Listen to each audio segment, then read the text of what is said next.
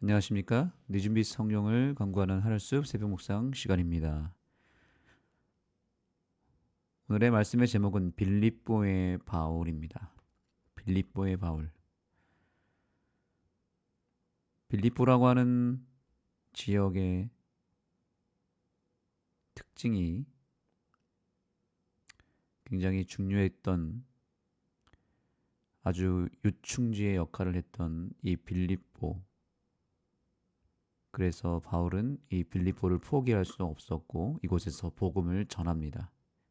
이 빌립보가 어떠한 지정학적 의미와 역할을 하고 있었는지를 우리가 돌아볼 필요가 있습니다. 여기 교과의 내용 가운데서는 이 빌립보라는 도시가 얼마만큼 중요했는지를 설명합니다.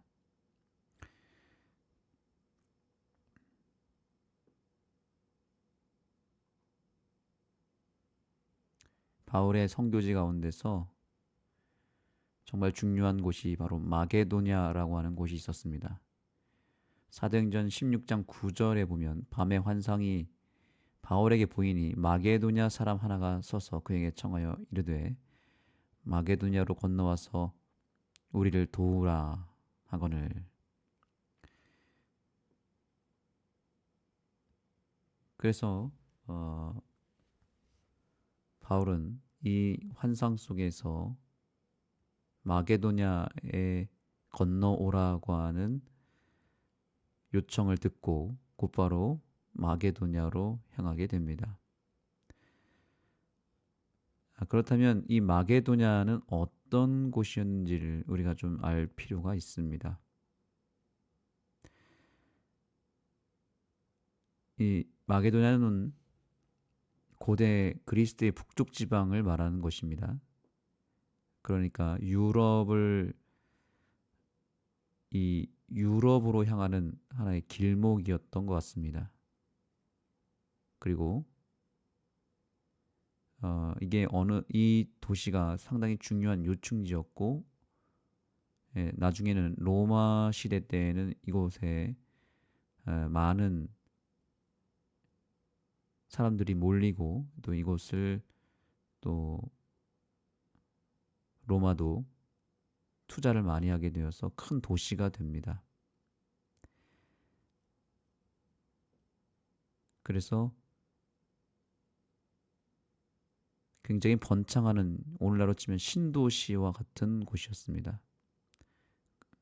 일종의 신도시 개척과 같은 그런 사명을 바울이 당시에 하였던 것 같습니다.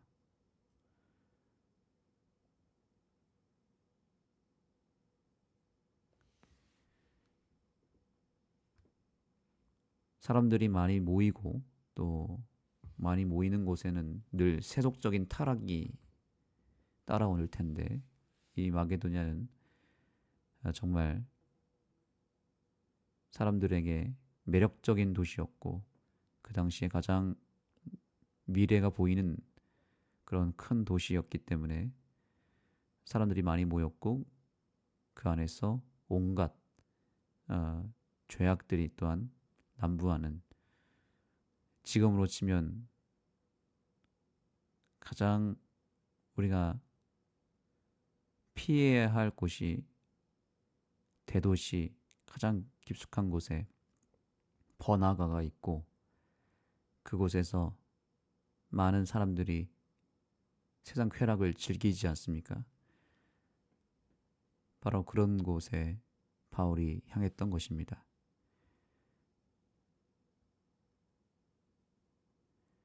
자, 그런데 그러면 그 마게도냐에서 빌립보는 어떤 위치에 있었을까요? 빌립보는 마게도냐 지방에서 첫째가 되는 도시였다라고 말합니다. 마게도냐라고 하는 큰 도 안에서 어, 이 빌립보가 가장 첫째 되는 도시였다. 그러니 실제로 빌립보는 로마 제국에서 가장 영예로운 도시 중 하나로 도시에 부여되는 최고의 지위인 이우스 이탈리쿰이라는 영예를 부여받았다. 이것은 그만큼 빌립보가 도시 가운데서도 가장 큰 도시였다라는 뜻을 내포하고 있겠죠. 그래서 이곳은 로마와 동방을 연결하는 주요 육로인 에그나티아 가도의 중요 거점이기도 했다. 그래서 이곳에 중요한 기독교 거점을 구축함으로써 그들은 인근의 암비볼리, 아볼로니아, 데살로니가, 베레아 등 인근 여러 도시에서도 복음을 전할 수 있었다. 이 빌립보는 허브 도시의 역할을 했습니다. 그래서 이 빌립보를 통해서 여러 지역으로 향할 수 있는 길이 열렸던 것입니다. 요충지에 바로 이 빌립보가 있었던 것입니다. 바울은 이 빌립보에 거하는 것을 상당히 중요하게 생각했고 빌립보에 들어간 것을 큰 기회로 삼았던 것입니다. 놓칠 수 없는 기회였습니다. 그래서 심지어 감옥에 들어갈 수밖에 없는 그런 위험에 있다 할지라도 복음을 전하는 일은 포기할 수 없었습니다. 결국 바울은 빌립보에서 감옥에 들어갈 수밖에 없었습니다. 그러나 바울은 그것 또한 섭리로 여겼던 것 같습니다. 하나님의 복음에 매료된 사람은 언제 어디서든지 누구를 만나든지 그것이 선교지가 됩니다. 이런 이야기가 있잖아요. 아주 아름다운 문구인데요. 천명 선교사에서는 이런 구호를 외친다고 합니다. 그리스도가 있는 가슴마다 선교사이고 그리스도가 없는 가슴마다 선교지이다. 참 아름다운 문구죠. 그리스도가 있는 가슴마다 선교사이고 그리스도가 없는 가슴마다 선교지이다. 그렇습니다. 바울은 예수 그리스도가 그 10년 가운데 늘 임재하는 은혜가 있었고 그래서 예수님을 만났고 예수님의 복음에 매료되었던 사람이었기 때문에 그는 언제 어디서든지 선교사로서의 삶을 삽니다. 그리고 그가 거하는 곳은 다 그리스도가 없는 지역이었습니다. 그렇기 때문에 그곳은 바울이 목숨을 걸고 복음을 전해야 되는 선교지였습니다. 우리가 거하는 모든 곳이 다 선교지가 된다는 사실을 잊지 마시기 바랍니다. 우리가 모든 만나는 사람마다 다 선교해야 될 대상임을 잊지 말아야 합니다. 우리는 분명한 사명을 가지고 이 땅에서 삶을 살아가고 있습니다. 어떠한 목적인가요? 재림, 기별, 이 마지막 때의 현대진리, 새천사의 기별을 받은 사람들입니다. 우리는 그냥 선교사가 아니라 재림 기별을 온 세상에 증거해야 될 이 마지막 때의 남은 자손이며 하나님의 천사, 하나님의 보내신 이 땅의 마지막 천사와 같은 존재들입니다. 우리는 빨리 기별을 증거해야 됩니다. 나팔을 불어야 됩니다. 우리의 기별이 온 세상에 전파될 때에 비로소 세상의 끝이 오게 될 것이고 드디어 예수님의 재림이 임하게 될 것입니다. 이 천국 복음이 땅끝까지 증거될 때, 온 땅에 증거될 때 그제야 끝이 오리라 라고 예수님께서는 분명히 말씀하셨습니다. 그러므로 우리는 오늘도 한 영혼의 구원을 놓고 기도해야 합니다. 오늘 하루 한 명이라도 구원하기 위하여 내가 복음으로 무장되어 있어야 됩니다. 내가 복음으로 무장되어 있고 또한 복음으로 채워져 있으면, 즉 예수님이 있는 가슴이 된다면 반드시 그곳에 하나님은 영혼들을 보내주십니다. 준비된 영혼을 보내주십니다. 우리가 만나는 사람들은 절대로 우연이 아닙니다. 내가 늘상 거하는 내 직장이 결코 우연히 얻게 된 축복이 아닙니다. 그 직장은 하나님이 그 직장을 통해서 한 영혼을 구원하고자 하는 하나님의 섭리가 거기에 담겨져 있습니다. 내가 살고 있는 내 집이 절대로 우연히 그곳에 사는 것이 아니라 하나님께서 그곳에 보낸 이유가 있다는 것을 잊지 마시기 바랍니다. 내가 살고 있는 그 아파트는 하나님이 나에게 책임지라고 떼어주신 선교지가 된다는 것을 기억해야 되는 것입니다. 내 아랫집과 내 윗집과 내 옆집이 다 하나님께서 맡겨주신 영혼들인 것입니다. 우연은 없습니다. 다 하나님의 섭리와 계획 속에 이루어진 선교지인 것입니다. 우리는 하나님의 선교사입니다. 하나님께서 우리를 선교지로 보냈다는 것은 그 영혼에 대한 책임을 우리에게 묻겠다는 뜻인 것입니다.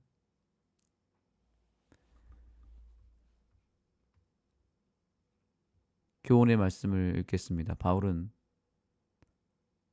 마게도냐의 거점 도시 빌립보에서 복음을 전하다가 감옥에 갇혔지만 그 일을 통해서도 그것이 아니면 닿지 못할 사람들에게 복음이 전해질 수 있었다. 아멘. 여기 이런 표현이 있습니다. 그 일을 통해서도 그것이 아니면 닿지 못할 사람들에게 복음이 전해졌다는 것이죠. 감옥에 갇히는 것이 바울에게는 큰 위기이고 또한 그것은 비극이지만, 그러나 그것이 아니었다면 절대로 만날 수 없었던 사람들을 그곳에서 만나게 되었고, 그곳에서 복음을 증거함으로 말미암아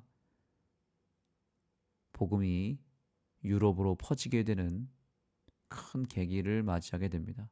바울이 감옥에서 전한 기별이 어쩌면 오늘날 우리가 만나게 된 복음일 수 있습니다. 그가 전한 기별, 감옥에서 만난 사람들이 출소를 하고 나서 유럽 전 지역으로 그 복음이 퍼져나갔던 것입니다. 그리고 그 복음이 유럽에서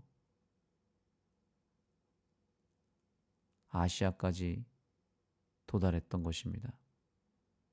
바울의 이 엄청난 이 전도의 열정이 없었다면 이 복음은 세상으로 향하지 않았을 것이고 이 지구 전 지역으로 퍼지지 못했을 것입니다. 바울의 이 헌신, 감옥에서 전한 복음이 전 세계로 뻗어나가는 지름길이 되었던 것입니다. 우리가 만나고 있는 여러 상황들, 우리가 처한 여러 위기들, 또 삶에 생각지도 못한 변수들이 다 하나님의 계획 속에 이루어진 섭리임을 잊지 마시기 바랍니다. 요셉이 감옥에 들어갔을 때에 그가 결국에는 이집트의 총리가 되는 계기가 되고, 그로 인해서 감옥에서 만난 사람들로 인해서 그가 온 세상을 구원하는 그런 놀라운 삶의 기적을 맛보지 않았습니까? 그로 인해서 가족들도 구원하게 됩니다.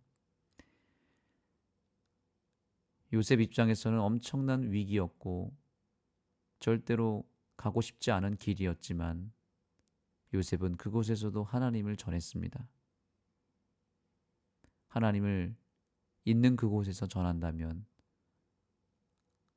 하나님께서는 그것을 통해서 놀라운 섭리를 마련하시고 사람들을 구원하시고 또한 나의 삶에 놀라운 축복을 허락하신다는 사실을 꼭 기억하게 되기를 소망합니다. 바울이 그랬습니다. 바울은 감옥에 갇히는 것이 그의 인생의 최고의 기회가 되었습니다.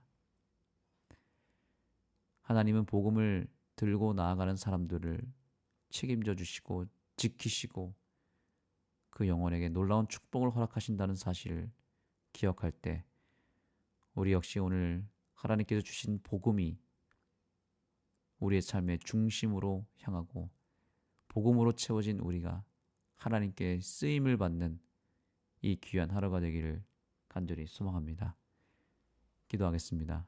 하나님, 오늘 우리에게 복음을 증거해야 될 이유를 알려주셔서 감사합니다. 우리만 그저 간직하고 끝내라는 목적으로 주신 것이 아니라 그 복음을 나눠주라고 우리에게 기별을 주셨고 특별히 이 마지막 때에 온 세상에 전파되어야 할 재림 기별을 우리에게 주셔서 감사합니다. 이 재림 기별이 때때로 잘 전파되지 아니하고 그저 우리 안에서 머물고 우리 안에서 그쳐버리는 경우들이 있습니다. 주님, 이제 이 기별을 믿고 이 기별의 능력을 믿고 담대하게 복음을 증거하는 우리 모두가 되게 해주시고 그래서 우리가 있는 그곳에서 우리가 만나는 모든 사람들에게 복음을 증거함으로써 그 속에서 하나님께서 준비하신 한 명의 영혼, 나를 통해서 구원하고자 하셨던 하나님의 놀라운 섭리가 이루어지게 하여 주옵소서. 예수님의 이름으로 간절히 기도드립니다. 아멘. 이제 각자 개인적으로 기도하는 시간을 갖겠습니다.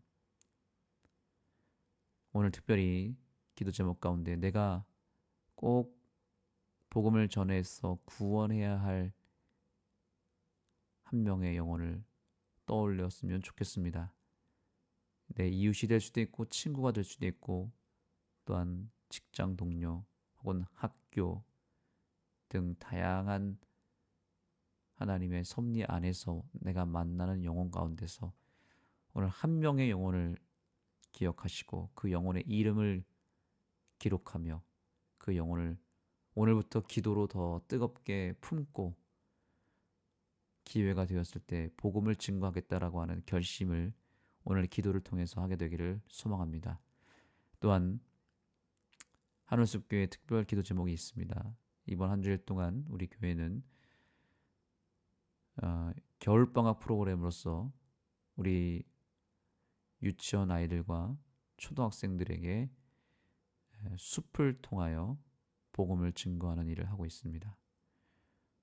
숲학교 원장님이신 유헌석 우리 집사님께서 열심히 준비하였고 지금 아주 성황리에 진행 중에 있습니다. 오늘도 14명의 어린이가 우리 교회를 찾습니다. 다 신앙을 하지 않는 비교인들입니다.